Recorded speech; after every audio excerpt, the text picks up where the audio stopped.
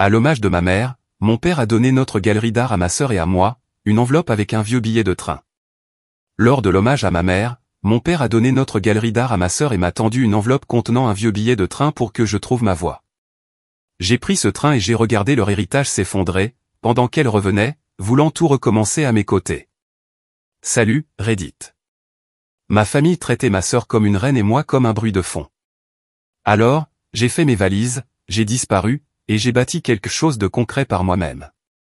Mais il s'avère que leur chaos avait un moyen de me retrouver. Laissez-moi vous ramener là où tout a commencé. Je m'appelle Léo Marin. J'ai 26 ans et je travaille à temps partiel à la restauration de vieilles peintures pour un petit atelier en centre-ville. Rien d'extraordinaire. Je dépoussière, je répare des cadres et je rebouche des fissures sur des œuvres d'art que d'autres ont oubliées. Avant, je trouvais ça poétique. Ma famille ne le voit pas de cet œil. Je n'ai repris ce travail que bien plus tard. À l'époque, j'essayais juste de payer les factures. Nous étions un nom dans le monde de l'art local. Ma mère était une vraie de vraie, une peintre que les gens respectaient vraiment. Mon père, Victor Marin, gérait sa galerie comme une entreprise plutôt que comme une passion. Ma sœur, Isa, a 5 ans de moins que moi. Elle peint aussi, mais dans ce style lisse et parfait pour Instagram qui se vend vite. Mon père adore ça. Il l'a toujours appelé notre prodige. Maman est décédée l'hiver dernier et papa a décidé d'organiser une exposition en son hommage. Il a appelé ça une « célébration de l'héritage ». Je ne voulais pas y aller, mais ma tante m'a dit « ta mère aurait voulu que tu sois là ». Alors j'y suis allé. La galerie ne ressemblait plus du tout à ce qu'elle était. Avant, ça sentait la peinture à l'huile et le vernis à bois. Ce soir-là, ça sentait le parfum cher et la nourriture de traiteur. Chaque mur était orné d'une photo de maman souriant aux côtés d'Isa ou de papa. Pas une seule photo d'elle en train de peindre. La plupart des gens présents ne l'avaient même jamais rencontrée. J'ai reconnu peut-être 5 visages. J'avais apporté une des vieilles toiles de maman que j'avais passé des mois à restaurer. C'était l'une de ses dernières œuvres inachevées. Des couleurs douces, qui sentaient encore son atelier. Je l'ai porté avec précaution, pensant qu'il voudrait peut-être l'inclure dans l'exposition. Le type à l'accueil m'a jeté un regard vide et a dit « Monsieur Marin a dit que tout était déjà organisé ». Monsieur Marin, c'était mon père. À l'intérieur, il se tenait près de l'œuvre principale. Un immense portrait de maman. Un portrait qu'Isa avait repeint à partir d'une vieille photographie. Les flashs des appareils photo crépitaient toutes les quelques secondes. Il m'a fait un signe de la main quand il m'a vu, mais n'est pas venu vers moi. Isa m'a fait un rapide baiser en l'air sur la joue, puis s'est tournée vers un groupe derrière elle et a dit « Voici mon frère, Léo, le discret, l'observateur ». Ils ont ri comme si c'était charmant. Je suis resté près du fond.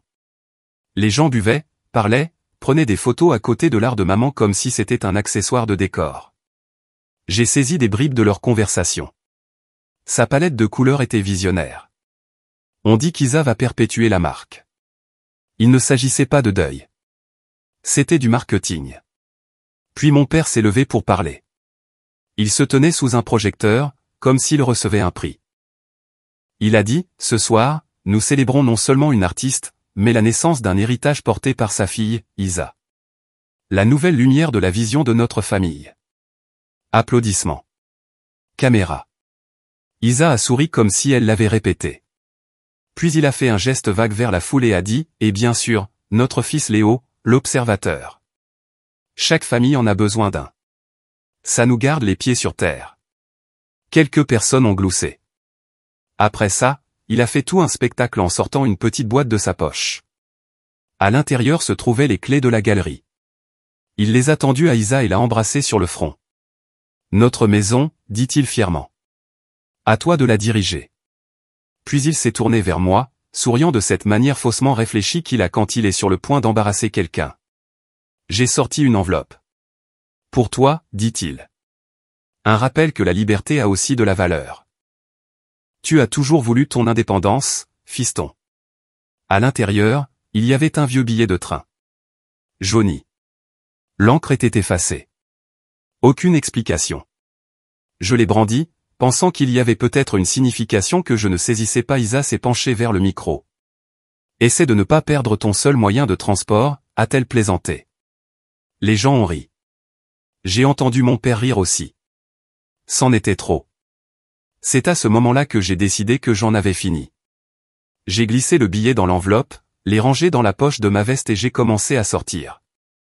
Mes chaussures résonnaient contre le sol en marbre. J'ai appuyé la toile restaurée de maman contre une colonne, face au mur pour que les lumières ne l'éclairent pas. Je l'ai laissé là exprès. Derrière moi, la voix de mon père s'est élevée, sèche et agacée. Ne ramène pas tout à toi, Léo. Je n'ai pas regardé en arrière.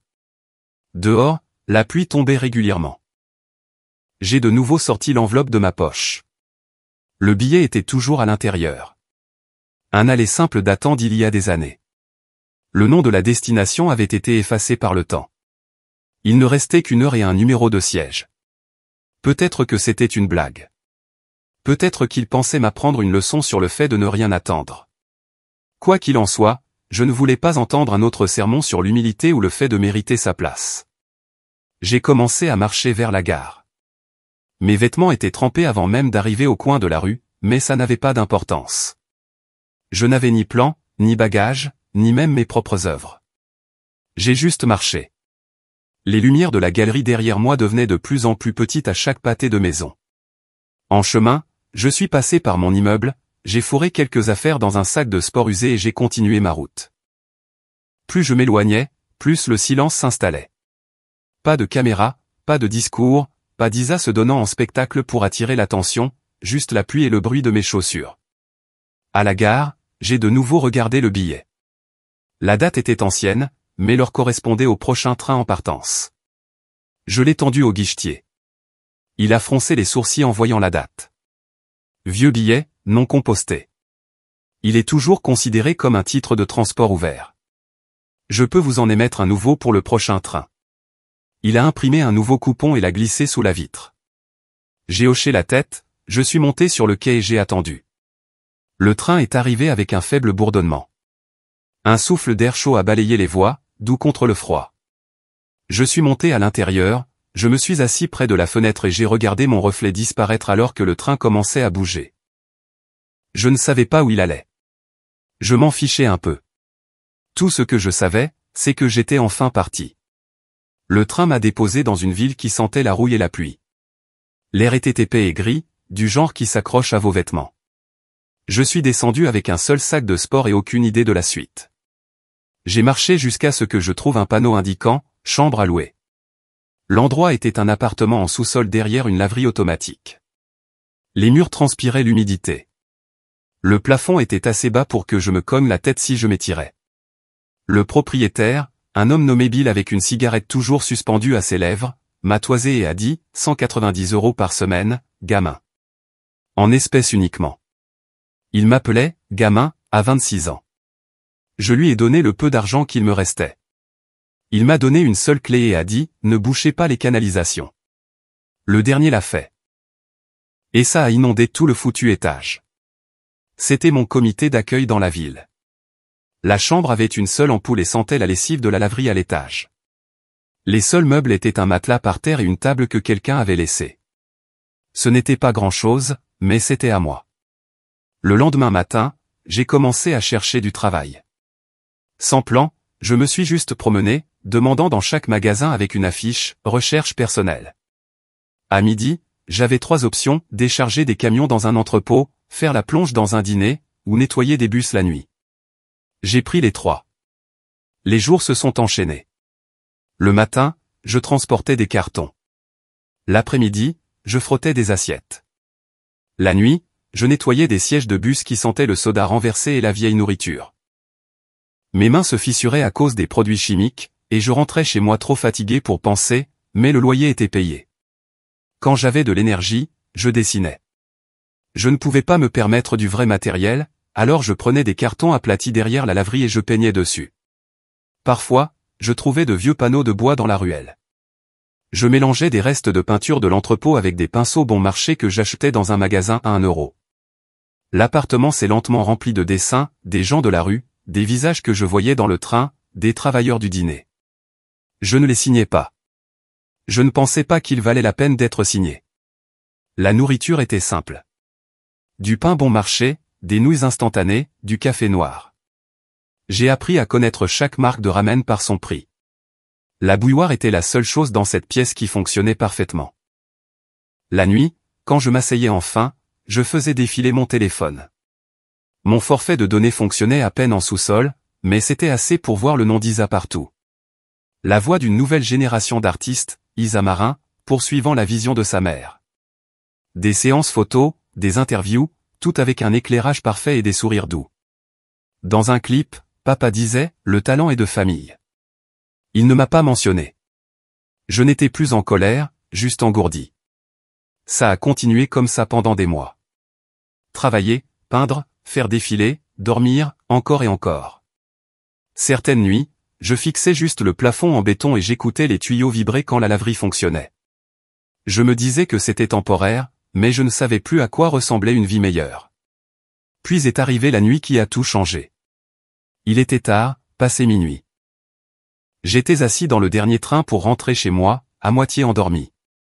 Le wagon était presque vide, à l'exception d'une femme en blouse assise en face de moi. Elle avait l'air épuisée, la tête penchée en arrière, les yeux fermés, son téléphone glissant de sa main, un badge d'hôpital accroché à sa poche. C'était une infirmière. J'ai sorti mon carnet de croquis. Une habitude. J'ai commencé à la dessiner sous la faible lumière du train. Son visage détendu, des cernes sous les yeux, les cheveux en désordre après un long service. Le train tanguait doucement et mon crayon crissait contre le papier. À mi-chemin, j'ai décidé de l'enregistrer. J'ai calé mon téléphone contre mon sac à dos et j'ai appuyé sur « Enregistrer ». Pas pour le buzz, juste pour me souvenir à quoi ressemblait vraiment la fatigue. Le train a grincé en arrivant à un autre arrêt, et elle s'est réveillée. Elle m'a remarqué en train de dessiner, a cligné des yeux plusieurs fois, puis s'est penchée en avant. Je me suis figé, m'attendant à moitié à ce qu'elle soit en colère. Au lieu de ça, elle a dit doucement « C'est moi ». J'ai hoché la tête. Elle a regardé la page pendant un long moment, puis a souri. Petite, fatiguée, mais réelle. Personne ne m'a jamais dessiné avant, dit-elle. J'ai arraché la page de mon carnet et la lui ai tendue. C'est pour vous, ai-je dit. Si ça ne vous dérange pas, j'enregistrais pendant que je dessinais. Est-ce que je peux le poster? Elle a réfléchi une seconde et a dit, bien sûr, mais ne me taguez pas, laissez le dessin parler de lui-même. J'ai hoché la tête. Elle a plié le papier soigneusement, comme s'il était en verre, et est descendue à l'arrêt suivant. Quand je suis rentré dans ma chambre, j'ai regardé le clip une fois. Il était court, peut-être 40 secondes. On pouvait entendre le bourdonnement du train, le bruit du crayon, sa respiration. Rien d'extraordinaire, juste du réel. Je l'ai mis en ligne avant de dormir, j'ai écrit une seule ligne en dessous, pour ceux que personne ne remarque. Puis j'ai branché mon téléphone, éteint la lumière et je me suis allongé. La ville était silencieuse, à l'exception du ronronnement des machines de la laverie à l'étage. Je me souviens avoir pensé que ça obtiendrait probablement de likes, peut-être de vieux collègues. Je me suis endormi avant même que la mise en ligne soit terminée. Le lendemain matin, mon téléphone n'arrêtait pas de vibrer. Les notifications s'empilaient si vite que l'écran se figeait. La vidéo de l'infirmière avait explosé pendant la nuit. Les gens la partageaient partout.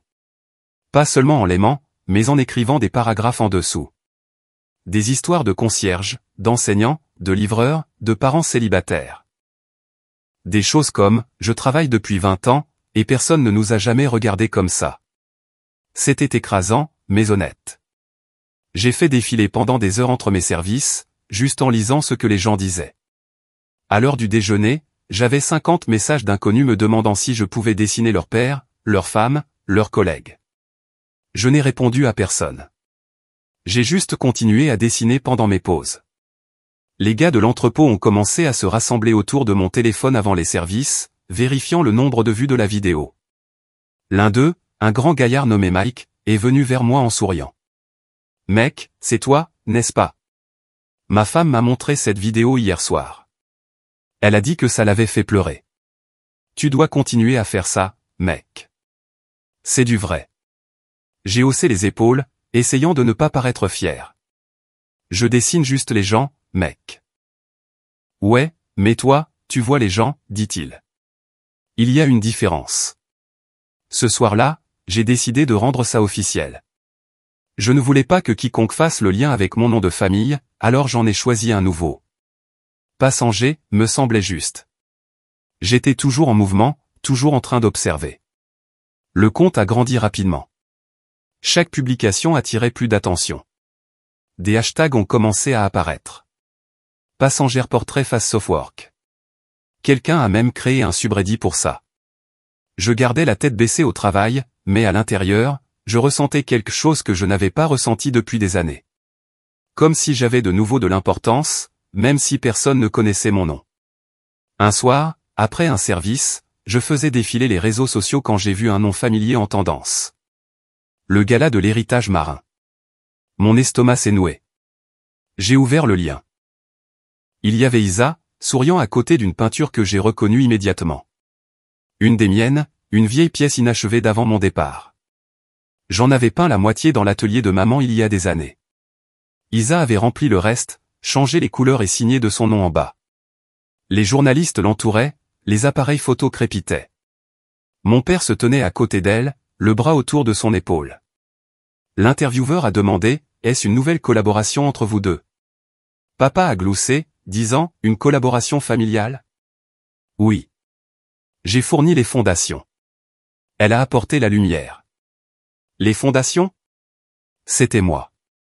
J'ai regardé le clip 2 fois, puis j'ai éteint mon téléphone. Les murs de mon sous-sol me semblaient plus petits que d'habitude. Je n'ai pas crié ni rien jeté. Je suis juste resté assis là, pensant à la façon dont ils arrivaient toujours à prendre des morceaux de moi pour se les approprier. Le lendemain, j'ai commencé un nouveau dessin. Un balayeur de rue que j'avais vu ce matin là poussait son chariot dans la rue, tenant une petite voiture jouet rose dans une main. Il la regardait et riait comme si c'était la meilleure chose au monde. Probablement quelque chose pour sa fille. Je l'ai dessiné sur place pendant qu'il travaillait. Je l'ai appelé « Ceux qui rient ». Ce n'était ni triste ni lourd. C'était sur la joie qui survit malgré tout. Je l'ai posté ce soir-là. La réaction a été plus grande que jamais. 3 jours plus tard, je suis rentré chez moi pour trouver un petit paquet marron sur mon paillasson. Pas d'adresse de retour, mais j'ai reconnu l'écriture sur l'étiquette. L'assistante de mon père. Ma tante devait leur avoir donné l'adresse. C'était la seule à savoir où j'avais atterri. À l'intérieur, il y avait quelques objets. Des pinceaux à moitié usés, des encas bon marché et une courte note. Content que tu aies trouvé un rythme. Les collectionneurs réagissent bien aux œuvres plus légères ces derniers temps. C'était tout. Pas de signature, pas de chaleur. Pendant une seconde, j'ai pensé à le jeter directement à la poubelle. Au lieu de ça, j'ai pris un des pinceaux, le plus petit. Le manche était fendu près du haut. Je l'ai nettoyé. Ce soir-là, j'ai peint à nouveau. C'était le portrait d'un homme assis seul à un arrêt de bus sous une lumière vacillante. Juste lui, son sac à dos et la pluie glissant sur le banc. Je l'ai appelé, toujours là. Je l'ai posté sans légende cette fois. Le matin, la publication avait explosé. Des journalistes ont commencé à me contacter. Les hashtags ont doublé. Certains écrivaient des articles de fond sur la façon dont Passanger capturait la résilience moderne. Je n'ai pas lu la plupart d'entre eux. Je ne voulais pas commencer à croire à ma propre hype. Au travail, Mike m'a montré un article sur son téléphone. Mec, ce truc est partout maintenant. Tu es officiellement viral. Tu pourrais quitter ce boulot si tu voulais. Pas encore, ai-je dit. J'aime bien garder mes mains occupées. Quelques nuits plus tard, j'ai reçu un appel de ma cousine du côté de ma mère. Nous ne nous étions pas parlé depuis des mois. Elle a dit qu'elle avait dîné avec mon père et Isa. Apparemment, ils se vantaient de moi. Pas en tant que moi, cependant. Elle a dit que mon père racontait aux gens que j'avais enfin appris le marketing. Il s'attribuait le mérite de l'idée, comme s'il m'avait appris à être malin en matière de publicité. Isa aurait acquiescé, disant, c'est bien qu'il fasse quelque chose d'utile maintenant. J'ai remercié ma cousine de me l'avoir dit. Elle s'est excusée, a dit qu'elle avait failli partir. J'ai ri, non pas parce que c'était drôle, mais parce que je ne m'attendais à rien d'autre. Il pouvait le tordre comme il voulait. Il pouvait le revendiquer, le renommer, prétendre l'avoir construit. Je n'ai corrigé personne. Je suis retourné à la peinture. Environ un mois après, toujours là, un journaliste a écrit un article sur moi, ou plutôt sur Passanger. Le titre était « L'artiste anonyme qui peint les oubliés ». Il a été publié dans un petit magazine en ligne, mais il s'est propagé rapidement. Je ne l'ai même pas su jusqu'à ce que Mike me le montre sur son téléphone pendant le déjeuner. « Mec, c'est toi », dit-il en faisant défiler. « Écoute ça. Un peintre mystérieux qui capture la force tranquille des gens ordinaires. Mec, c'est vraiment la classe. » L'article décrivait mon travail comme un mouvement. Il disait que Passanger ne cherchait pas la gloire, juste l'humanité. J'ai ri un peu à cette partie. L'humanité était un joli mot pour dire fauché et fatigué. Après ça, les gens ont commencé à envoyer de l'argent.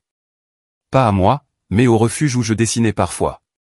Le personnel a dit qu'il recevait des dons de partout. Pour les amis de Passanger, disait l'email. Ça faisait du bien, comme si quelque chose de petit faisait vraiment quelque chose de grand. Puis sont venues les devinettes. Les sections de commentaires se sont remplies de gens essayant de découvrir qui j'étais. Certains pensaient que j'étais un artiste européen plus âgé qui se réinventait. Un autre a dit que j'étais probablement un ancien cadre qui avait pété les plombs et trouvé la paix dans la peinture. Quelqu'un d'autre a insisté sur le fait que Passanger était un collectif, pas une seule personne. Je n'ai pas dit un mot. Je les ai laissés parler.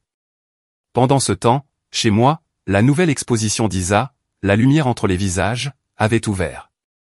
Je n'y suis évidemment pas allé, mais les critiques sont apparues dans mon fil d'actualité. La plupart étaient brutales. Techniquement brillants, mais émotionnellement vides. Que du vernis, pas de cœur.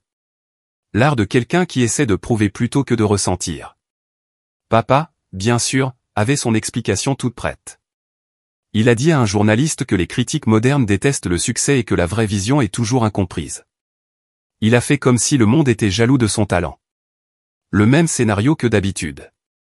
Quelques jours plus tard, j'ai reçu un message de ma tante, la sœur de ma mère.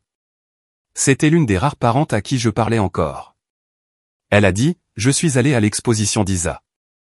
Elle avait l'air pâle tout le temps. On voyait qu'elle n'allait pas bien. Puis elle a ajouté, ton père n'arrêtait pas de parler par-dessus elle, comme si elle était une porte-parole, pas une artiste. Ça m'a marqué. Isa avait toujours été la confiante, celle qui absorbait l'attention comme si ça la maintenait en vie. Entendre qu'elle avait l'air vide me semblait étrange, comme si quelque chose clochait dans leur montage parfait. Une semaine plus tard, je dessinais dans le refuge quand mon téléphone a de nouveau vibré. Cette fois, c'était un SMS d'Isa. Je me suis figé en voyant son nom.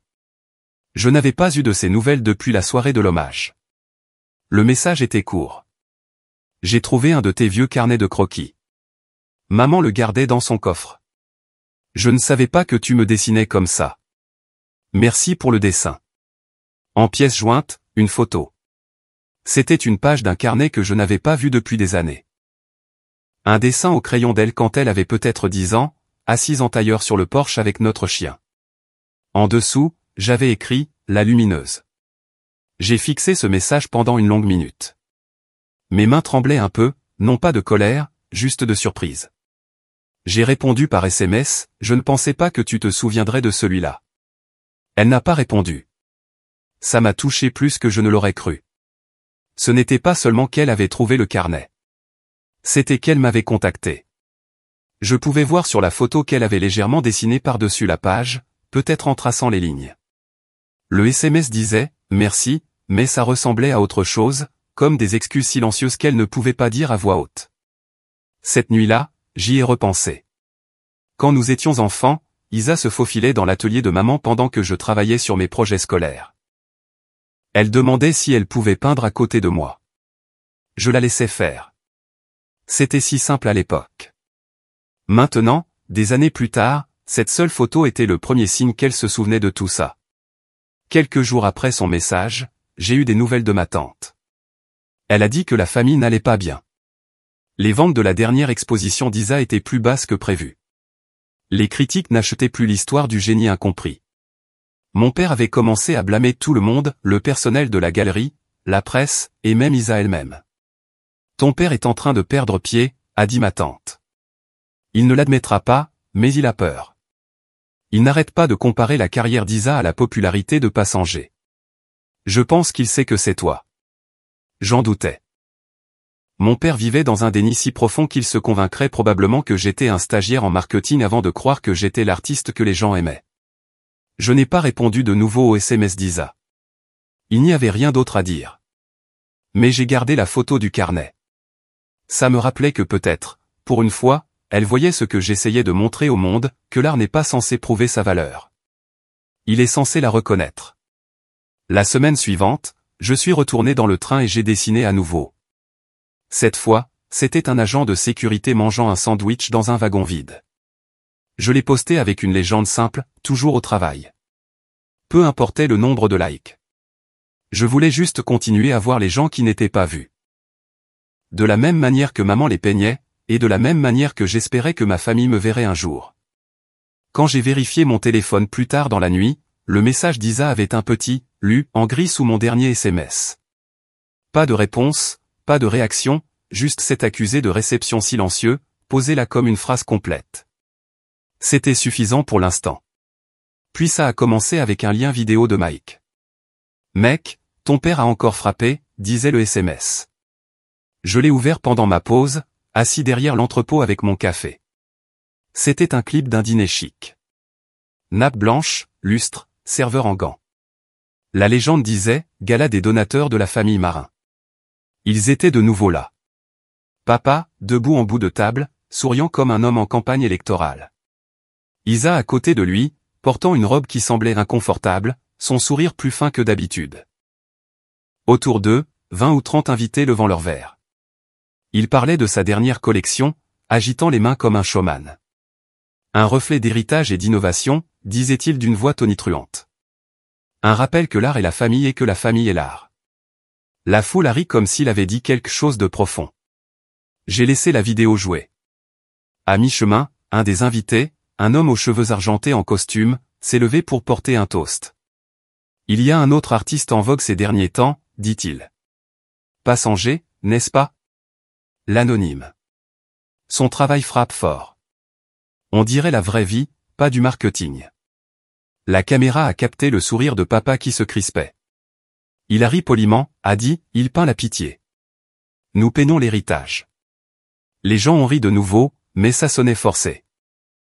Puis papa s'est tourné vers Isa, toujours souriant, et a dit assez fort pour que tout le monde entende, montre-leur que tu peux faire ce truc brut et émotionnel. Ils adorent la tristesse ces temps-ci. La pièce est devenue silencieuse pendant une seconde. Puis quelqu'un a changé de sujet, mais on pouvait voir les yeux d'Isa vaciller. Une petite fissure dans la performance. J'ai regardé le reste du clip en silence. Papa continuait de se vanter, de citer des collectionneurs, de parler de la dynastie Marin, comme si nous étions de la royauté. Isa parlait à peine. Sa main est restée crispée sur son verre tout le temps. Plus tard dans la semaine, d'autres clips ont fait surface. Quelqu'un au dîner avait tout filmé. Papa faisant la leçon sur l'art, exhibant les nouvelles œuvres d'Isa, prétendant que c'était un moment culturel. Les commentaires en ligne n'étaient pas tendres. La fille a l'air misérable. Le père en fait trop. Pourtant, ils ont continué. Quelques jours plus tard, Isa a publié une nouvelle peinture en ligne. Grande toile, couleur sourde, éclairage dramatique. On voyait qu'elle avait essayé de copier l'émotion de mon travail sans comprendre pourquoi ça fonctionnait. Elle a peint toute la nuit, selon ce que ma tante m'a raconté plus tard. Une fois terminée, elle avait l'air parfaite, équilibrée, technique, propre. Mais en y regardant de plus près, elle semblait vide, comme quelque chose construit pour être admiré, pas ressenti. Les critiques l'ont remarqué. Le matin après la sortie, des articles sont apparus, la qualifiant des « imitations aseptisées de la vie ». D'autres ont dit que c'était « joli mais creux ». Je ne m'en suis pas réjoui. Je n'étais pas contre elle. Je voyais juste le même cycle recommencer. Papa la poussant à réparer ce qu'il avait cassé. Ma tante m'a envoyé un texto cet après-midi-là. Elle a pleuré en coulisses après la publication des critiques. Ton père a dit aux gens qu'elle était juste fatiguée, mais elle tremblait. Ça m'a touché plus que je ne l'aurais cru. Je pouvais l'imaginer assise dans une loge, le maquillage coulant, écoutant papa expliquer pourquoi ce n'était pas de sa faute. Je n'ai pas répondu à ma tante. Je ne savais pas quoi dire. Quelques mois ont passé. Ma tante m'a appelé un soir. Sa voix était basse, comme si elle ne voulait pas que quelqu'un l'entende. Léo, dit-elle, je pense que tu devrais savoir quelque chose. Elle m'a raconté que la femme de ménage de la famille, la même qui avait travaillé avec maman pendant des années, avait donné une lettre à Isa. Elle venait de maman, écrite avant qu'elle ne soit trop malade. Elle m'était adressée, mais papa l'avait cachée. Isa l'aurait découvert des mois plus tôt, juste après cette exposition ratée. La femme de ménage la lui a passée discrètement, en disant « Votre mère voulait qu'il ait ça un jour ». Ma tante a dit qu'Isa l'avait lu dans l'atelier tard dans la nuit, en pleurant. La lettre n'était pas longue, mais elle en disait assez. Maman écrivait qu'elle craignait que l'orgueil de papa n'enterre les cœurs discrets comme le tien. Elle me disait de continuer à peindre ce qui était réel, même si personne ne regardait. À la fin, elle a écrit une phrase qui m'a marqué. Si le monde l'oublie, rappelle-leur qui il est. Selon ma tante, Isa a plié la lettre et l'a mise dans son sac. Le lendemain matin, papa l'a trouvée en train de la lire. Il l'a déchirée en deux et l'a jetée à la poubelle, traitant maman de « sentimentale ». Isa n'a pas dit un mot. Elle a juste quitté la pièce. Quand ma tante a fini de me raconter, je n'ai pas parlé pendant quelques secondes. Elle a soupiré et a dit « Elle n'est pas aussi froide que tu le penses, Léo. Elle est juste coincée. » Cette phrase est restée dans ma tête pendant des jours. Pendant longtemps, je m'étais dit qu'Isa avait choisi son camp, qu'elle aimait être la favorite. Mais entendre cette histoire a changé quelque chose. Ça n'excusait pas ce qu'elle avait fait, mais ça donnait un sens. Elle n'était pas seulement gâtée. Elle était piégée dans le monde de papa. Et peut-être que pour la première fois, elle commençait à s'en rendre compte. J'ai pensé à cette lettre, à la façon dont maman l'avait écrite pour moi, et c'est finalement Isa qui en avait eu besoin. C'était un mardi soir quand mon téléphone a sonné d'un numéro que je ne reconnaissais pas. J'ai failli ne pas répondre, mais quelque chose m'a poussé à le faire. Il y a eu une pause, le son d'une respiration lente, puis une voix familière. « Tu penses que te cacher te rend mystérieux », a dit mon père. Son ton était calme, presque répété. « Tu disparaîtras comme les autres, Léo. Les gens se lassent. » Je n'ai pas répondu. Il a attendu, s'attendant peut-être à une réaction.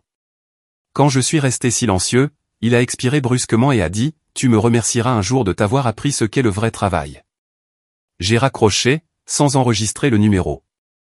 Quelques semaines plus tard, j'ai de nouveau vu son nom en ligne. Il faisait la promotion d'une nouvelle exposition intitulée « L'art de l'héritage marin ». L'annonce était partout. Communiqués de presse, radio locale, même des publicités sponsorisées. Le slogan disait « La vision ininterrompue d'une famille à travers des générations de génies ». C'était censé être son grand retour. La soirée d'ouverture est arrivée et des photos ont commencé à apparaître en ligne. La moitié des sièges étaient vides. L'éclairage semblait dur. Les murs nus. Les commentaires étaient brutaux. On dirait un musée de Lego. Quel héritage? Il aurait dû laisser sa fille gérer. Je n'y ai pas beaucoup pensé jusqu'à ce qu'une vidéo fasse surface 2 jours plus tard. Quelqu'un avait enregistré une séance de questions-réponses de l'événement. Un journaliste a demandé « Pensez-vous que passager représente ce que le nom marin signifiait autrefois ? Le lien émotionnel pour lequel votre famille était autrefois connue. » J'ai regardé le clip. Mon père s'est figé une demi-seconde, puis a souri. Trop large, trop faux. Passager, dit-il en riant sèchement. C'est un mendiant avec un pinceau. Un imposteur qui vend de la misère à des imbéciles sentimentaux. La foule est devenue silencieuse. Il a continué à parler, la voix montant. Ce genre de démagogie n'est pas de l'art. C'est de la pitié emballée pour des likes. La vidéo s'est coupée là, mais peu importait. Cette crise de nerfs de 30 secondes a suffi. Elle s'est propagée sur toutes les plateformes en quelques heures. Les gens l'ont découpée, remixée, transformée en mème. Le matin, les médias rapportaient que les sponsors retiraient leur soutien. Le principal investisseur de la galerie s'est retiré. En une semaine, plusieurs artistes se sont retirés des expositions sous la marque Marin. J'ai appris la nouvelle parce que Mike m'a mis son téléphone sous le nez pendant une pause déjeuner. « Mec, ton père est de nouveau en tendance », dit-il en souriant. Et pas dans le bon sens du terme. J'ai pris le téléphone et j'ai regardé le clip à nouveau. Papa, le visage rouge, criant, essayant de contrôler une salle qui avait déjà cessé de l'écouter. Quand j'ai rendu le téléphone, Mike a demandé « Ça va ?» « Ouais », ai-je dit. « Je vais bien. » Et c'était vrai. Je n'ai pas ri. Je n'ai pas pleuré.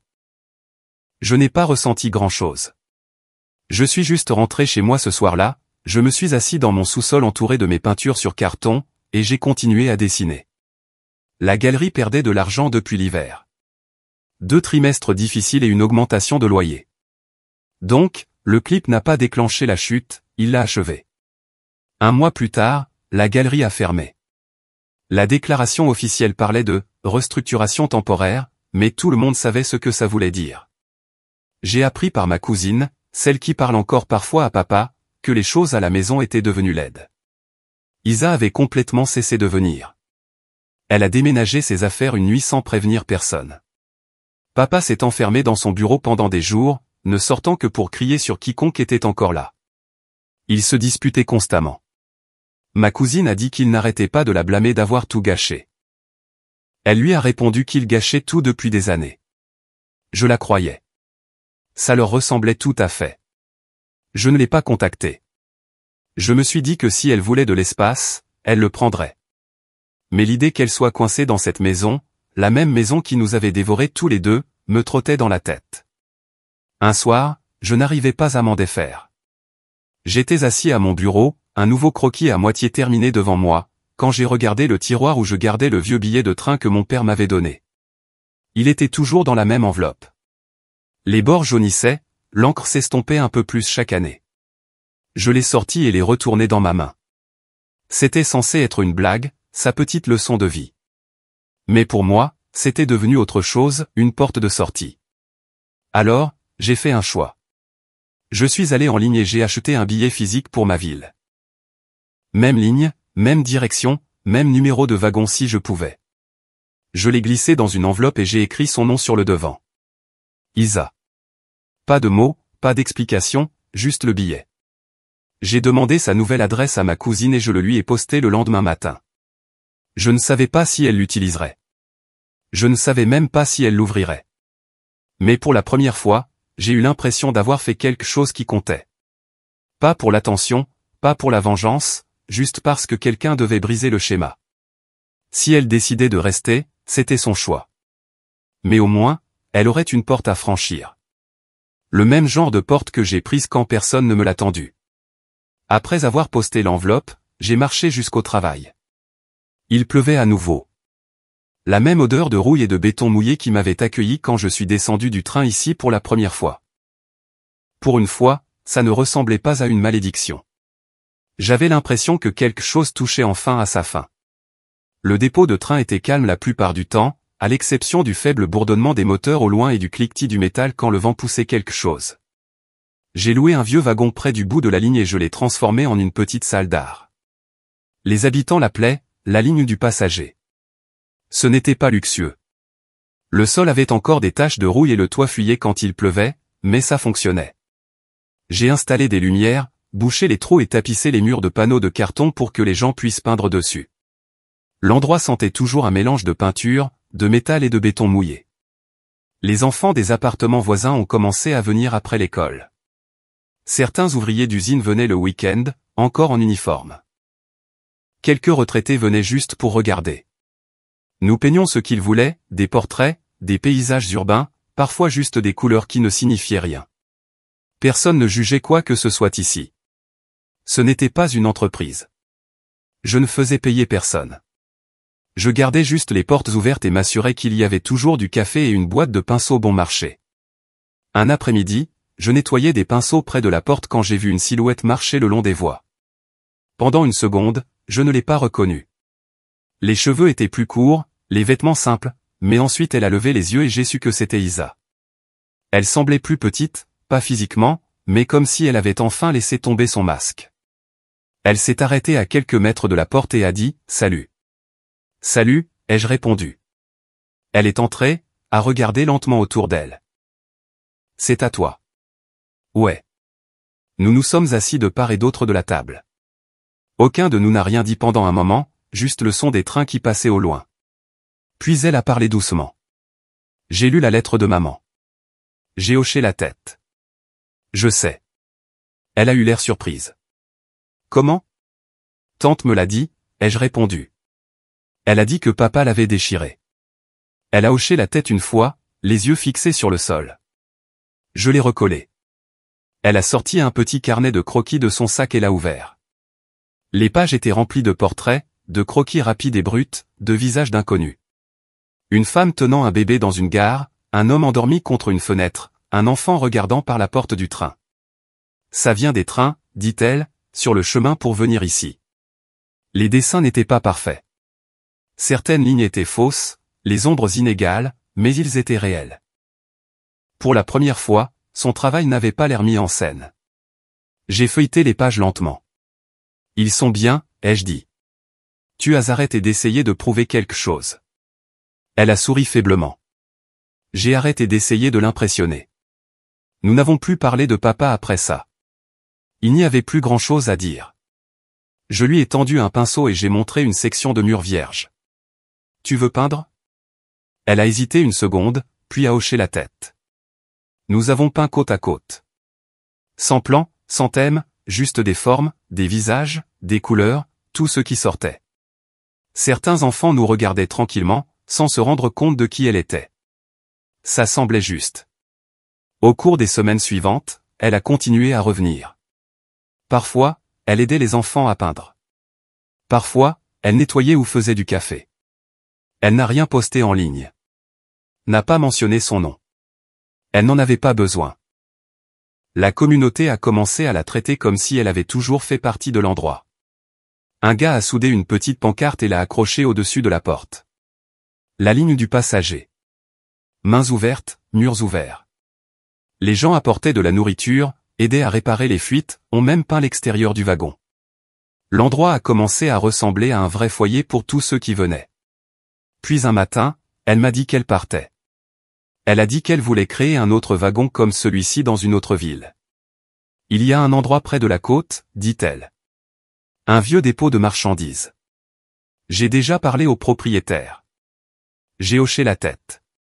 Tu y arriveras. Elle a souri. On dirait maman. Avant de partir, j'ai pris le vieux billet du tiroir et je l'ai posé entre nous.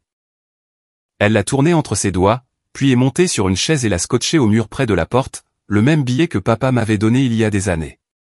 À côté, une petite note de son écriture. Continue d'avancer. Quelqu'un attend encore d'être vu. Elle m'a serré dans ses bras une fois, rapidement et silencieusement, puis est repartie le long des voies. Après son départ, je suis resté là un long moment, à regarder le billet. Les bords étaient plus jaunes maintenant, mais ils semblaient différents, comme s'ils signifiaient enfin quelque chose de bon. Ce soir-là, après avoir fermé, je me suis assis près de la porte et j'ai écouté les trains passer. L'air sentait de nouveau la peinture et la pluie. Une semaine plus tard, un des bénévoles, un homme plus âgé nommé Ray, m'a dit qu'il avait vu une publication en ligne sur un nouvel atelier d'art communautaire dans un wagon à 2 états de là. Il m'a montré une photo. Le dessin sur la porte était le même que le nôtre, juste peint en bleu au lieu de rouge. Il a dit, on dirait que ta sœur en a lancé un aussi, hein. J'ai hoché la tête. Ouais.